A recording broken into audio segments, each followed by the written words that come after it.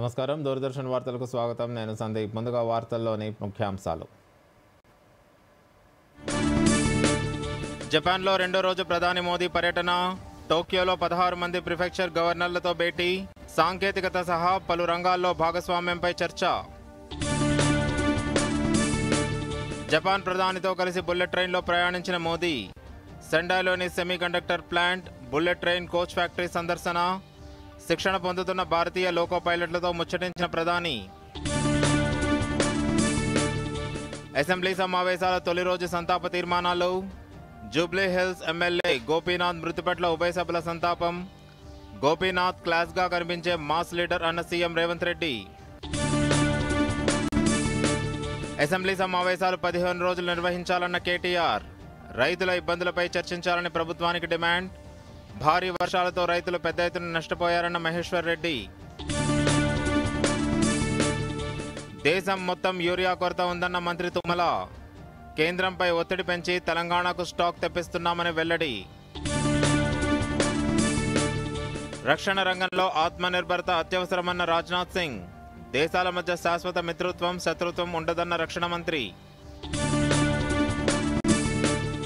తెలంగాణ హైకోర్టులో Harish Rao house motion petition Kaleshwaram నివేదికను అసెంబ్లీలో ప్రవేశపెట్టకుండా ఆదేశాలు ఇవ్వాలన్న వినతి ఇక వార్తల్లోని వివరాలు ప్రధాని నరేంద్ర మోదీ జపాన్ పర్యటన బిజీగా కొనసాగుతుంది పర్యటనలో భాగంగా ఉదయం ప్రధాని మోదీ టోక్యోలోని 16 మంది జపాన్ ప్రిఫెక్చర్ గవర్నర్లతో భేటీ అయ్యారు భారత్ జపాన్ ప్రత్యేక వ్యూహాత్మక భాగస్వామ్యం కింద రాష్ట్ర ప్రిఫెక్చర్ సహకారాన్ని బలోపేతం చేయాలని సందర్భంగా పిలుపునిచ్చారు భారత్ జపాన్ల మధ్య స్నేహపూర్వక సంబంధం కొనసాగేందుకు వీరి సహకారం దోహదపడుతుందని మోదీ పేర్కొన్నట్లు భారత విదేశాంగ శాఖ తెలిపింది సాంకేతికత వాణిజ్యం ఆవిష్కరణలు పెట్టుబడులు స్టార్టప్లు వంటి రంగాల్లో భాగస్వామ్యం పెంచుకునే అంశం ఆయన వారితో చర్చించినట్లు వెల్లడించింది తయారీ మౌలిక సదుపాయాలు స్టార్టప్లు వంటి వాటితో చిన్న వ్యాపారులతో బలమైన సహకారాలను ఏర్పరచుకోవాలని మోదీ సందర్భంగా జపాన్ గవర్నర్లను కోరారని తెలిపింది భారత్లోని రాష్ట్రాల వృద్ధికి తోడ్పాటునివ్వాలని ఆయన ఈ సందర్భంగా పిలుపునిచ్చారని వివరించింది 2 రోజుల పర్యటనలో భాగంగా జపాన్కు వెళ్లిన మోదీ నిన్న భారత్ జపాన్ ఆర్థిక వేదిక సదస్సులో పాల్గొని మాట్లాడారు మేక్ ఇన్ ఇండియా కోసం పారిశ్రామికవేత్తలు భారత్కు రావాలని ప్రపంచం కోసం అక్కడి నుంచి తయారీ చేపట్టాలని వ్యాపారవేత్తలకు పిలుపునిచ్చారు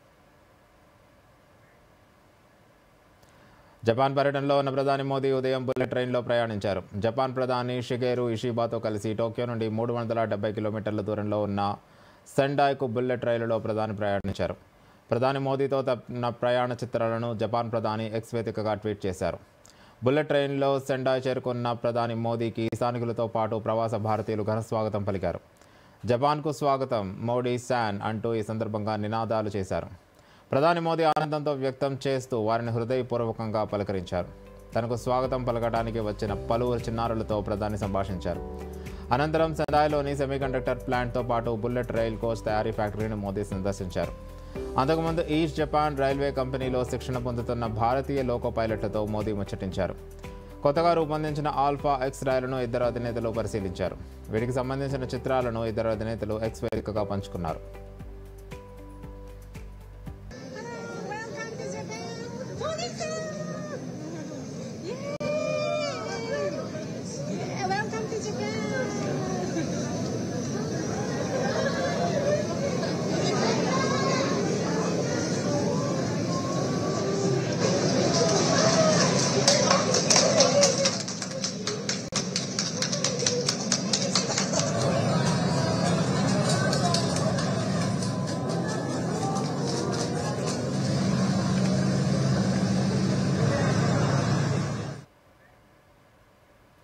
షాంఘై సహకార సంస్థ శిఖరాగ్ర సదస్సుకు హాజరు కానున్న ప్రధాని మోదీ చైనా అధ్యక్షుడు జిన్ పింగ్తో 2 సార్లు సమావేశం కానున్నారు జపాన్ పర్యటనలో ఉన్న మోదీ సాయంత్రం చైనాలోని తియాన్జిన్ చేరుకుంటారు రేపు మధ్యాహ్నం జిన్ పింగ్తో ప్రధాని మోదీ భేటీ అవుతారు ఎస్సీఓ సమావేశ అధికారిక విందుకు ముందు మరోసారి వీరిద్దరికి భేటీ కానున్నారని సంబంధిత అధికారులు తెలిపారు సోమవారం మోదీ ఎస్జీఓ సదస్సులో పాల్గొంటారు అదే రోజు రష్యా అధ్యక్షుడు వ్లాదిమిర్ పుతిన్తో ద్వైపాక్షిక చర్చలు జరుపుతారు రష్యా చమురును కొనుగోలు చేస్తున్నందుకు భారత్ వస్తువులపై అమెరికా అధ్యక్షుడు ట్రంప్ 50% సుంకాలు వేయడంతో పుతిన్ మోదీ జిన్పింగ్ మోదీ చర్చలు ప్రపంచం దృష్టిని ఆకర్షిస్తున్నాయి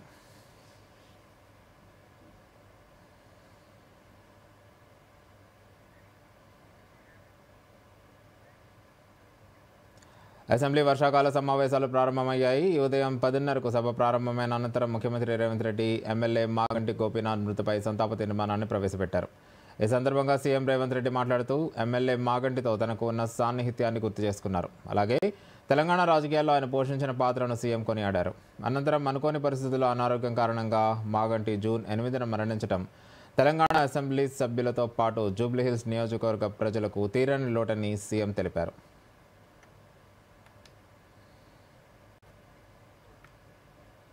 2014 సంవత్సరంలో నేను రెండవసారి శాసనసభ్యుడిగా, మాగంటి గోపీనాథ్ గారు మొట్టమొదటి శాసనసభ్యుడిగా ఈ సభలో మొట్టమొదటి తెలంగాణ రాష్ట్ర శాసనసభలో కలిసి పనిచేయడం జరిగింది. ఎన్నికల సమయంలో కానీ ఎన్నికైన తర్వాత కానీ వారు తర్వాత రాజకీయ విధానాలలో మార్పు వచ్చిన వ్యక్తిగతమైన మిత్రత్వము, అదేవిధంగా వారి యొక్క వ్యవహార శైలిలో ఎలాంటి మార్పు లేదు. ఒక మిత్రుడిగా 2014, 2018, 2023 3 సార్లు శాసనసభ్యుడిగా ఎన్నికై హ్యాట్రిక్ సాధించిన శాసనసభ్యులలో చాలా తక్కువ మందిలో మాగంటి గోపీనాథ్ గారు ఒకరు. ఈరోజు అనుకోని పరిస్థితుల్లో వారు అకాల మరణం చెందడం ఈ సభలో ఉన్న సభ్యులకే కాదు, వారి కుటుంబానికి, జంట నగరాలలో పేదలకు వారి లేని లోటు ఈరోజు మనందరం చూస్తున్నాం. తెలంగాణ అభివృద్ధి లక్ష్యమని కాంగ్రెస్ ఎమ్మెల్సీ విజయశాంతి అన్నారు. విజయశాంతి పార్టీ నేతలతో కలిసి గన్ పార్క్ వద్ద నివాళి అర్పించి మాట్లాడారు. 10 ఏళ్ల పాలనలో కేసీఆర్ రాష్ట్రాన్ని అప్పులపాలు చేశారని విమర్శించారు. తమ ప్రభుత్వం ఒక్కొక్క సమస్యను పరిష్కరిస్తుందని వివరించారు. వరదలతో నష్టపోయిన వాళ్లను ఆదుకోవాల్సిన అవసరం ఉందన్నారు. ఇందుకోసం అన్ని పార్టీలు ముందుకు రావాలని కోరారు. కేసీఆర్ ఎందుకు అసెంబ్లీకి రావడం లేదని ప్రశ్నించారు.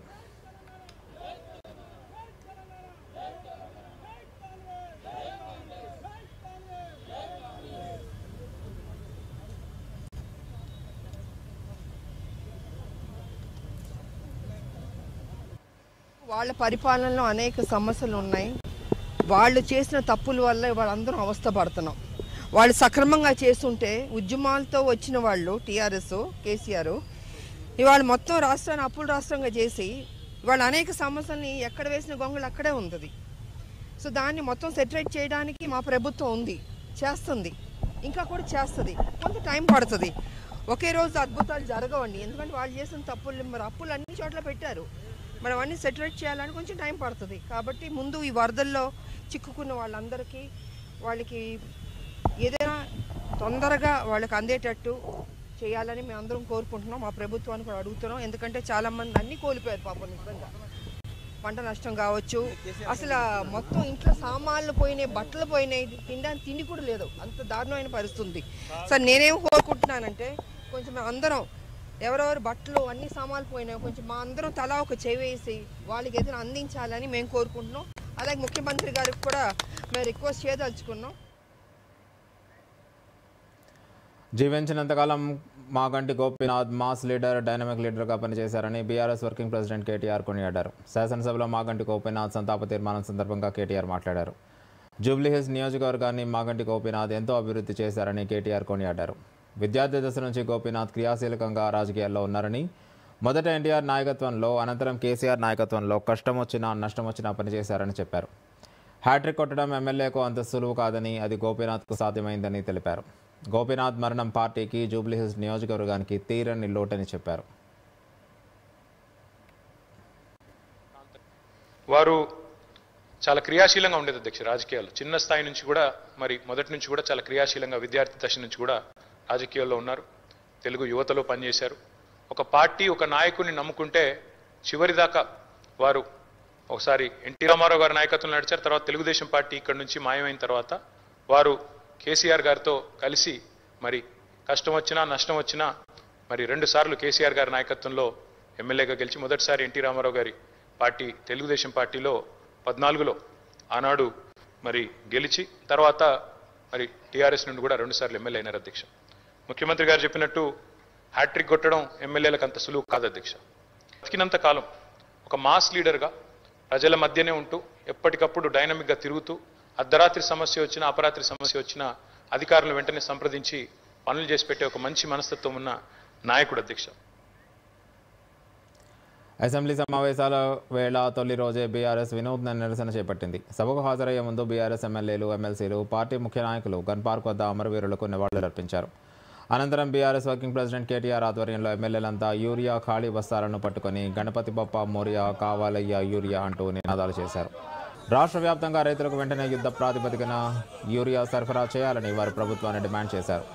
ఈ నిరసన కార్యక్రమంలో మాజీ మంత్రి హరీష్ రావు, ఎమ్మెల్యేలు సుధీర్ రెడ్డి, పాడి కౌశిక్ రెడ్డి, కొత్త ప్రభాకర్ రెడ్డి, సంజయ్, మాజీ ఎమ్మెల్యే మధుసూదనాచారి తదితరులు పాల్గొన్నారు. ఈ సందర్భంగా కేటీఆర్ మాట్లాడుతూ 15 రోజుల పాటు అసెంబ్లీ సమావేశాలు నిర్వహించాలని డిమాండ్ చేశారు. వరదల వల్ల నష్టపోయిన రైతుల గురించి, ఎరువుల కొరతతో పడుతున్న ఇబ్బందులపై సుదీర్ఘంగా చర్చించే అవకాశం ప్రభుత్వం ఇవ్వాలన్నారు. గణపతి బప్ప మోరియా కావాలయ్య యూరియా, గణపతి బప్ప మోరియా కావాలయ్య యూరియా, గణపతి బప్ప మోరియా కావాలయ్య యూరియా కావాలి. తూతూ మంత్రంగా 4 రోజులు అసెంబ్లీ నడపడం కాదు, 15 రోజులు అసెంబ్లీ నడపాలి. రైతుల అన్ని సమస్యలు, వర్షం అధిక వర్షం వల్ల, వరదల వల్ల ఇవాళ పంట నష్టపోయిన రైతుల గురించి కానీ, ఎరువులు సకాలంలో మీరు ఇవ్వలేకపోవడం వల్ల బ్లాక్ మార్కెటింగ్ కాంగ్రెస్ నాయకులు ఎవరైతే చేస్తున్నారో, యూరియా మాఫియా ఎవరైతే కాంగ్రెస్ నాయకులు చేస్తున్నారో వాళ్ళ వల్ల రైతులు పడుతున్న అవస్థల గురించి కూడా బ్రహ్మాండంగా సుదీర్ఘంగా చర్చించే అవకాశం ప్రభుత్వం ఇవ్వాలి. దాంతో పాటు ఇవాళ రాష్ట్ర వ్యాప్తంగా నెలకొని ఉన్న వ్యవసాయ సంక్షోభం మీద కూడా మాట్లాడే అవకాశం ఇవ్వాలి, చర్చ ఖచ్చితంగా పెట్టాలి. అట్లాగే ఫీజు రీయింబర్స్మెంట్ కూడా కాక పిల్లలు ఆగమైతా ఉన్నారు, వారి గురించి కూడా చర్చ జరగాల్సిన అవసరం ఉంది. రాష్ట్రంలో వర్షాల వల్ల చాలా చోట్ల అకాల వ్యాధులు, సీజనల్ వ్యాధులు వచ్చి ప్రజలు అవస్థలు పడతా ఉన్నారు. దాని గురించి కూడా సుదీర్ఘంగా చర్చ జరగాల్సిన అవసరం కూడా ఉంది. ప్రభుత్వ విధానాలపై బీజేపీ శాసనసభాపక్ష నేత ఎలేటి మహేశ్వర్ రెడ్డి విమర్శలు కురిపించారు. రాష్ట్రంలో కురిసిన భారీ వర్షాల వల్ల పెద్ద ఎత్తున పంట నష్టం జరిగిందని చెప్పారు. శాసనసభ సమావేశాల్లో భాగంగా అసెంబ్లీ మీడియా పాయింట్ వద్ద పార్టీ ఎమ్మెల్యేలతో కలిసి ఆయన మీడియాతో మాట్లాడారు. వర్షాల కారణంగా వేలాది ఎకరాల్లో పంట నష్టం జరిగిందని, దీంతో రైతులు తీవ్రంగా నష్టపోయారని చెప్పారు. బాధిత రైతులను ప్రభుత్వం ఆదుకోవాలని డిమాండ్ చేశారు. ఒకవైపు రైతు సమస్యలు, ఒకవైపు విద్యార్థులకు ఫీ రియంబర్స్మెంట్ లేక ఇబ్బంది పడతా ఉన్నారు. మరి బకాయిలు చెల్లించక ఉద్యోగస్తులు ఇబ్బంది పడతా ఉన్నారు. మరి కనీసం మాజీ సర్పంచులకు ఇవ్వాల్సిన బిల్లులు కానీ, మరి మన ఊరు మనబడి లాంటి వాటికి ఇవ్వాల్సినటువంటి నిధులు కానీ, ఇప్పటి వరకు గ్రామ పంచాయతీలకు ఇవ్వాల్సిన నిధులు కూడా విడుదల చేయకుండా ఈరోజు కేవలం కాలక్షేపం చేస్తూ, కాలయాపన చేస్తూ, సమస్యలను పట్టించుకోకుండా, సమస్యల నుంచి పారిపోతూ కనీసం అసెంబ్లీని నిర్వహించేటువంటి దమ్ము ధైర్యం లేనటువంటి ప్రభుత్వం ఖచ్చితంగా దిగి రావాల్సిందే. ఈ సమస్యల మీద చర్చించాల్సిందే. లేని పక్షంలో ప్రజాక్షేత్రంలో మీరు వారి ఆగ్రహానికి గురవుతారని మరొకసారి తెలియజేసుకుంటూ ఇప్పుడు వార్తల్లో చిన్న విరామం. త్వరగా కానీ గురు, ప్లీజ్ త్వరగా. ఇంకో మ్యాచ్ ఏదైనా ఉందా? అలాంటిదే అనుకో గురు, బ్యాంక్ వెళ్ళాలి తాతగారిని తీసుకుని. అవును కదా, వయసు అయిపోయినప్పుడు అప్పుడప్పుడు సహాయం కావాలి మరి. కానీ బ్యాంకింగ్ కాదు. అయినా గానీ ఆర్బీఐ ఉంటుంది, సీనియర్ సిటిజన్స్ అందరికంటే ఉందని. మీరు 70 ఏళ్లు నిండిన వారైనా, మీరు బ్యాంకుకి వెళ్ళలేకపోయినా బ్యాంకు మీ దగ్గరికి వస్తుంది అవసరమైన సేవలతో, అది యోగ్యమైన ధరలకి. సీనియర్ అందరికన్నా ముందు. ఆర్బీఐ అంటుంది, విషయాలు తెలుసుకోండి, జాగరూకంగా ఉండండి.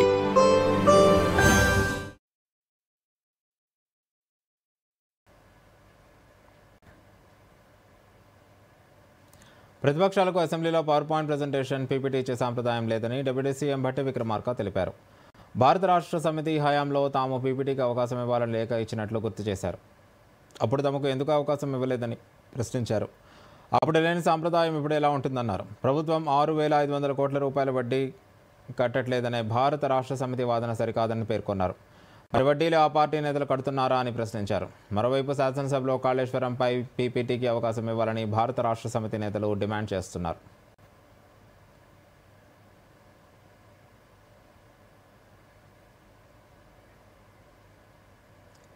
యూరియా కోసం రైతులు ఆందోళన చెందాల్సిన అవసరం లేదని మంత్రి తుమ్మల నాగేశ్వరరావు అన్నారు. తెలంగాణలోనే కాదు, దేశం మొత్తం యూరియా కొరత ఉందన్నారు. యూరియా కోసం సీఎం రేవంత్ రెడ్డి కేంద్రానికి లేఖ రాశారని చెప్పారు. కేంద్ర మంత్రులతో మాట్లాడి ఒత్తిడి తెచ్చారన్నారు. తమ ఒత్తిడితోనే యూరియా కొంత సాధించినట్లు వివరించారు.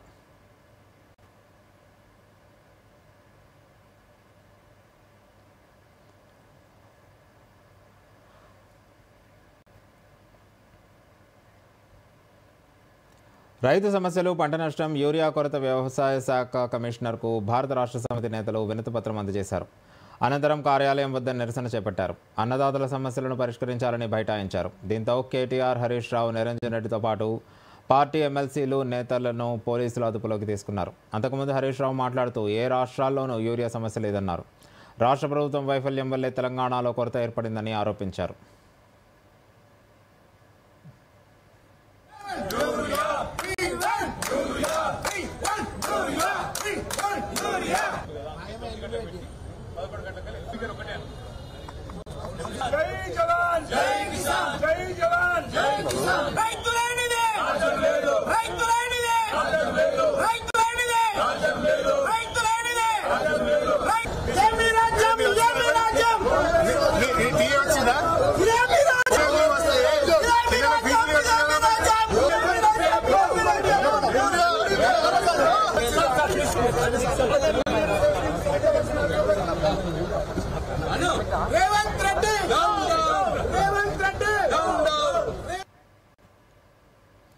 కాంగ్రెస్ ఎమ్మెల్యే కోమటిరెడ్డి రాజగోపాల్ రెడ్డి మరోసారి సంచలన వ్యాఖ్యలు చేశారు. అసెంబ్లీ సమావేశాల సందర్భంగా తన మద్దతుదారులతో గన్ పార్క్ వద్దకు చేరుకున్న రాజగోపాల్ రెడ్డి అక్కడ మీడియాతో మాట్లాడారు. ఆ రోజు తర్వాత మళ్లీ అసెంబ్లీకి రానని చెప్పారు. ప్రజలు వరద కష్టాల్లో ఉన్నారని, వారికి అండగా ఉండాల్సిన సమయం ఇదేనని అన్నారు.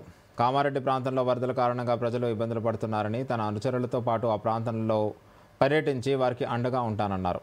అమరవీరుల త్యాగాలతోనే తెలంగాణ ఏర్పాటు అయిందని, అమరవీరుల స్తూపం అంటే తమకు గుడితో సమానమన్నారు. అమరవీరుల స్తూపం వద్దకు రావడానికి ప్రత్యేక కారణం అంటూ ఏదీ లేదన్నారు. ఈ రాష్ట్రం 60 ఏళ్ల కళ నెరవేరింది త్యాగాల పునాదుల మీద. తెలంగాణ ఉద్యమకారులు వాళ్ళ కష్టం, ఎంతోమంది అమరవీరుల ఆత్మ బలిదానాల త్యాగమే ఈరోజు తెలంగాణ రాష్ట్రం.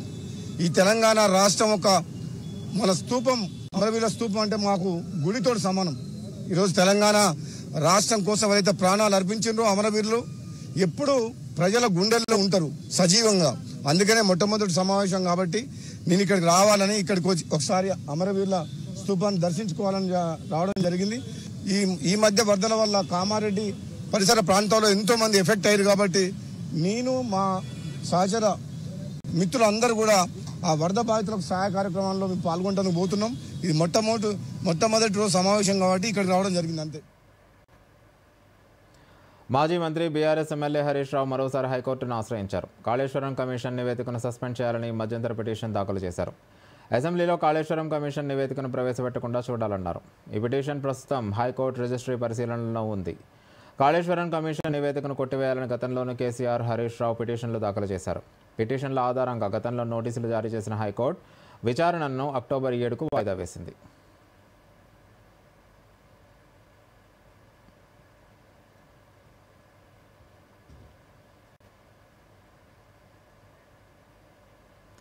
ములుగు జిల్లాలో భారీ వర్షాలతో చెరువులు, సరస్సులు నిండుకుండను తలపిస్తున్నాయి. లక్నవరం సరస్సు 33 అడుగులతో పూర్తిగా నిండి మత్తడి చేస్తోంది. రామప్ప సరస్సు 36 అడుగుల సామర్థ్యంతో 32 అడుగుల నీటిమట్టంతో ఉంది. ఏటూరు నాగారం మండలం రామన్నగూడెం వద్ద గోదావరి నీటిమట్టం 14.83 మీటర్లకు చేరి రెండవ ప్రమాద హెచ్చరిక స్థాయిని సమీపిస్తోంది. అన్నాయిగూడెం, ఏటూరు నాగారం గ్రామాల ప్రజలను అప్రమత్తంగా ఉండాలని జిల్లా కలెక్టర్ సూచించారు. దీనిపై మరింత సమాచారం మా దూరదర్శన్ ప్రతినిధి నరేందర్ అందిస్తారు. ములుగు జిల్లాలో నిండు కుండను తలపిస్తున్న చెరువులు, మత్తడి దుంకుతున్న లక్నవరం రామప్ప సరస్సులు, జిల్లా వ్యాప్తంగా కూడా 805 చెరువులు ఉండగా ప్రస్తుతం 400 పైచిలకు చెరువులు మత్తడి పోస్తున్నటువంటి పరిస్థితి అయితే జిల్లాలో ఉంది. ఇక లక్నవరం విషయానికి వస్తే లక్నవరం నీటి మట్టం 33 అడుగులు ఉండగా ప్రస్తుతం 33 అడుగులకు చేరుకొని మత్తడి పోస్తున్నటువంటి పరిస్థితి అయితే ఉంది. అదేవిధంగా రామప్ప విషయానికి వస్తే రామప్ప నీటి మట్టం 36 అడుగులు ఉండగా ప్రస్తుతం 32 అడుగులతోటి ఈ యొక్క రామప్ప జలకళ సంతరించుకుందనే చెప్పుకోవాలి. అదేవిధంగా ప్రస్తుతం గోదావరి నీటి మట్టం కూడా మొదటి ప్రమాద హెచ్చరికను దాటి రెండవ ప్రమాద హెచ్చరికకు కూడా చేరుకుంది. సమ్మక్క బ్యారేజీ వద్ద 84 మీటర్ల మేర నీరు చేరుతుండటంతో ప్రస్తుతం 59 గేట్లను ఎత్తివేసి భద్రాచలం జలాశయానికి నీటిని వదులుతున్నటువంటి పరిస్థితి అయితే ఉంది. అదేవిధంగా ఇటు మంగపేట పుష్కర ఘాట్ కావచ్చు, అదేవిధంగా రామన్నగూడ పుష్కర ఘాట్ కావచ్చు, ఇటు ఉన్నటువంటి గోదావరి పరివాహక ప్రాంతాలు పూర్తి స్థాయిలో కూడా నీటి మట్టం పెరిగిందని చెప్పుకోవాలి. జిల్లా కలెక్టర్ కూడా నిన్న ప్రెస్ మీట్ లో చెప్పారు. గోదావరి ప్రవాహం మొదటి ప్రమాద హెచ్చరికను దాటి రెండవ ప్రమాద హెచ్చరికకు చేరుకునే అవకాశం ఉంది. కాబట్టి లోతట్టు ప్రాంతాల ప్రజలు అప్రమత్తంగా ఉండాలని కలెక్టర్ సూచనలు అయితే ఇచ్చారు. ప్రస్తుతం అయితే ఆ రామన్నగూడెం వద్ద 14.83 మీటర్ల ఎత్తులో గోదావరి నీటి మట్టం అయితే మనకు కనిపిస్తుంది. అదేవిధంగా ఈ యొక్క ఏదైతే నిన్నటి నుంచి కురిసినటువంటి వర్షాల కారణంగా వెంకటాపురం అదేవిధంగా మంగపేట ప్రాంతాల్లో పలు గ్రామాలకు రాకపోకలకు కూడా కొంత అంతరాయం అయితే ఏర్పడింది. వాగు వంకలు ఇది ములుగు జిల్లాలో పూర్తిగా కూడా ఏజెన్సీ గ్రామాలు ఎక్కువగా ఉంటాయి. ఈ ఏజెన్సీ గ్రామాల్లో వాగులు వంకలు కూడా ఎక్కువగా ఉంటాయి. ఏదైతే నేను చెప్పినట్టుగా 800 పైచిలకు చెరువులు ఉన్నాయి. కాబట్టి ఈ యొక్క చెరువుల నీరు వాగు వంకల గుండా చెరువులు నిండేటువంటి అవకాశం ఉంటుంది. కాబట్టి కొన్ని గ్రామాలకి కొంత రాకపోకలకు ఇబ్బంది అయ్యే అవకాశం కూడా ఉంటుంది. ప్రస్తుతం ములుగు జిల్లాలో వరదల కారణంగా కొంత ఏజెన్సీ ప్రాంతాల కొంత నష్టం అయితే జరిగిందని చెప్పుకోవాలి. ఇది ప్రస్తుతం ములుగు జిల్లా గోవిందరాపేట మండలం గుండ్లవాగు నుంచి దూరదర్శన్తో నరేందర్, ఓటు స్టూడియో.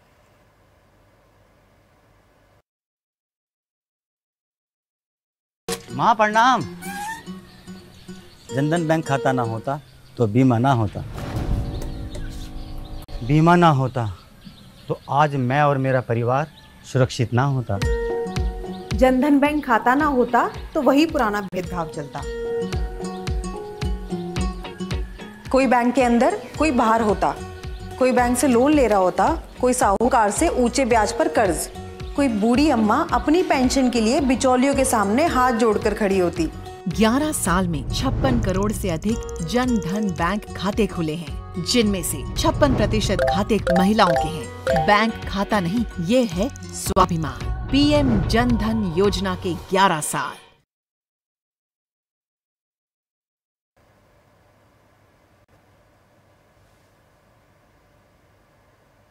భారీ వర్షాలు వరదలతో జమ్మూ కాశ్మీర్ వణికిపోతుంది. రాంబాన్ జిల్లాలో సంభవించిన క్లౌడ్ బర్స్ట్లో 3 ప్రాణాలు కోల్పోగా 4 గల్లంతైనట్లు అధికారులు తెలిపారు. భారీ వర్షాల కారణంగా రియాసీ జిల్లా మహోర్లో కొండచర్యలు వెనుకబడ్డాయి. ఈ ఘటనలో ఒకే కుటుంబానికి చెందిన 7 ప్రాణాలు కోల్పోయినట్లు తెలుస్తోంది. నివాస భవనం నేలమట్టం కావడంతో ఈ ఘటన చోటు చేసుకున్నట్లు అధికారులు తెలిపారు. వరదల నేపథ్యంలో ఈ ప్రాంతంలో ఇళ్లు కొట్టుకుపోయాయని, పలు నిర్మాణాలు దెబ్బతిన్నాయని వెల్లడించారు. సహాయక బృందాలు సంఘటనా స్థలానికి చేరుకొని చర్యలు చేపట్టినట్లు వివరించారు. గల్లంతైన వారి ఆచూకీ కనుగొనేందుకు స్థానిక అధికారులను బృందాలుగా పంపుతున్నట్లు వెల్లడించారు. మరోవైపు అధికారులు వాతావరణ హెచ్చరికలు జారీ చేశారు. ఈరోజు రేపు పూంచ్, కిష్త్వాడ్, జమ్మూ, రాంబాన్, ఉదంపూర్లో భారీ వర్షాలు కురిసే అవకాశం ఉందని తెలిపారు. ప్రజలు అప్రమత్తంగా ఉండాలని, కొండచర్యలు విరుగుపడే ప్రమాదం ఉన్నందున అలాంటి ప్రదేశాలకు దూరంగా వెళ్లాలని కోరారు.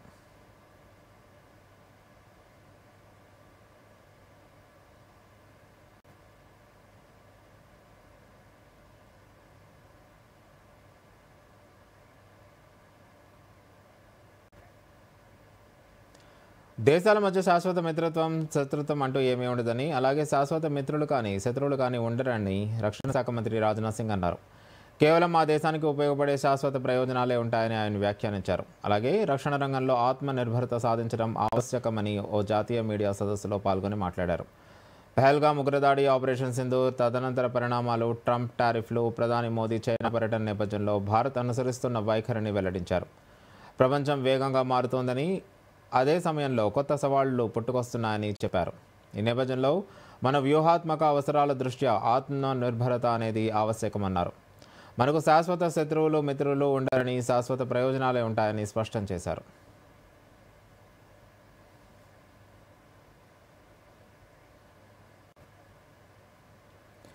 భారత ఆర్థిక వ్యవస్థ అంచనాలకు మించి బలంగా రాణించింది. ఏప్రిల్, జూన్లో స్థూల దేశీయ ఉత్పత్తి రేటు 7.8% నమోదైంది. 2024 జనవరి, మార్చిలో నమోదైన 8.4% తర్వాత ఇదే అత్యధికం. అంటే 5 త్రైమాసికాల గరిష్టం అన్నమాట. ప్రధానంగా వ్యవసాయం, వాణిజ్యం, ఆతిథ్యం, ఆర్థిక సేవలు, స్థిరాస్తి రంగాలు ఆకర్షణీయ పనితీరు కనబరచడం ఇందుకు దోహదం చేస్తోంది. ఏప్రిల్, జూన్లో చైనా జీడీపీ వృద్ధి 5.2%గానే ఉండటంతో ప్రపంచంలో అత్యంత వేగవంత వృద్ధిని కనబరుస్తున్న దేశంగాను భారత్ తన స్థానాన్ని నిలబెట్టుకుంది. ప్రస్తుత ఆర్థిక సంవత్సరంలో జూలై చివరి నాటికి ద్రవ్యలోటు 4,68,416 కోట్లుగా నమోదైంది. గత ఆర్థిక సంవత్సరం తొలి 4 నెలల్లో ద్రవ్యలోటు అప్పటి బడ్జెట్ లక్ష్యంతో 17.2%గా నమోదైంది. ఈ ఆర్థిక సంవత్సరం తొలి త్రైమాసికం చివరి నాటి ద్రవ్యలోటు బడ్జెట్ లక్ష్యంలో 17.9%గా నమోదైంది. ప్రభుత్వ ఆదాయ వ్యయాల మధ్య వ్యత్యాసాన్ని ద్రవ్యలోటుగా చెబుతారు.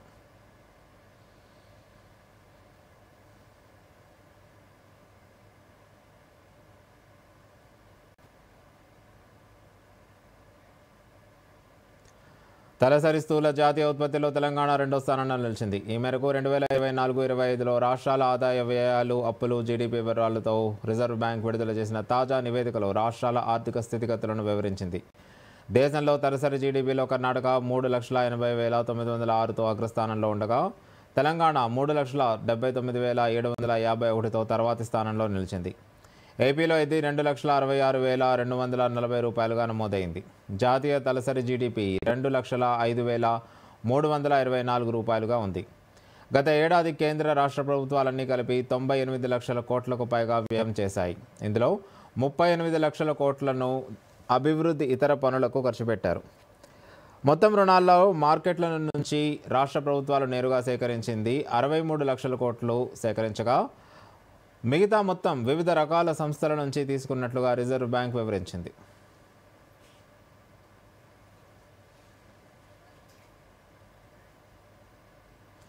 ప్రధానమంత్రి నరేంద్ర మోదీ రేపు మన్ కీ బాత్ కార్యక్రమంలో దేశ ప్రజలతో తన ఆలోచనలు పంచుకుంటారు. ప్రతి నెల చివరి ఆదివారం ప్రధానమంత్రి తన ప్రత్యేక రేడియో కార్యక్రమం మన్ కీ బాత్ ద్వారా ప్రజలతో తన ఆలోచనలు పంచుకుంటున్నారు. ఈ కార్యక్రమం ఆల్ ఇండియా రేడియో దూరదర్శన్ ప్రసారం చేస్తుంది. దీని తెలుగు అనువాదం దూరదర్శన్ యాదగిరిలో मन की बात कार्यक्रम तरवाता वेंटने प्रसारम కాబోతోంది. विंध्याचल के मन की बात है जन जन की, संघर्षों के कुछ हिस्से, कहानी कुछ सफलताओं की, अनकही विरासत की, उम्मीदें नए भारत की।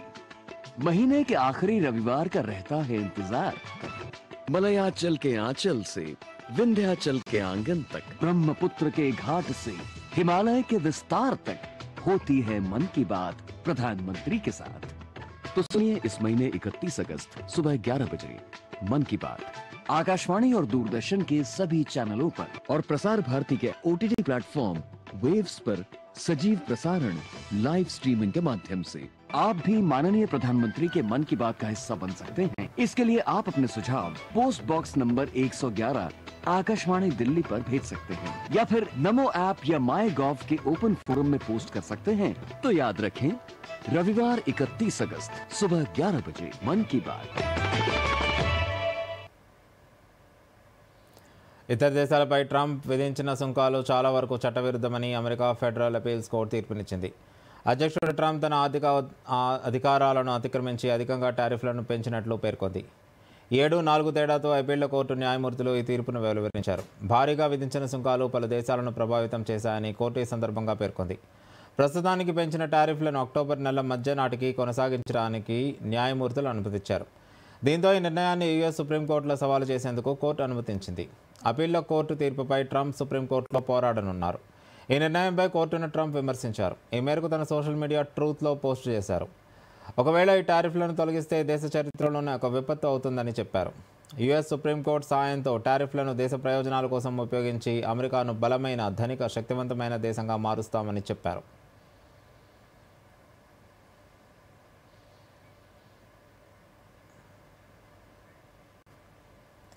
తెలంగాణలో 2 రోజుల పాటు వర్షాలు పడే అవకాశం ఉందని హైదరాబాద్ వాతావరణ కేంద్రం పేర్కొంది. బంగాళాఖాతంలోని అల్పపీడనం బలహీనపడినప్పటికీ తెలంగాణలోని పలు జిల్లాల్లో మోస్తారు వర్షాలు కురుస్తాయని తెలిపింది.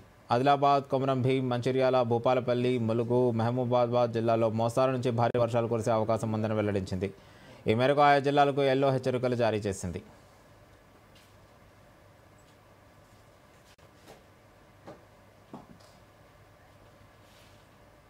వార్తలు ముగించే ముందు ముఖ్యాంశాలు మరోసారి.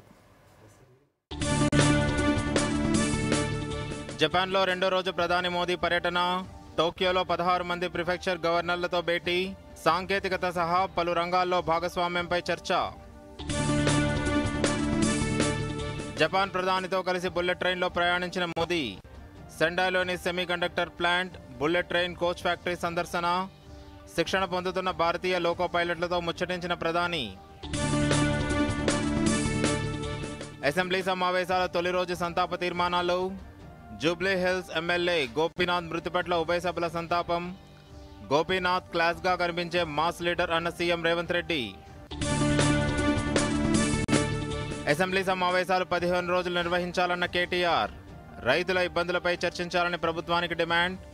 భారీ వర్షాలతో రైతులు పెద్ద ఎత్తున నష్టపోయారన్న మహేశ్వర్ రెడ్డి.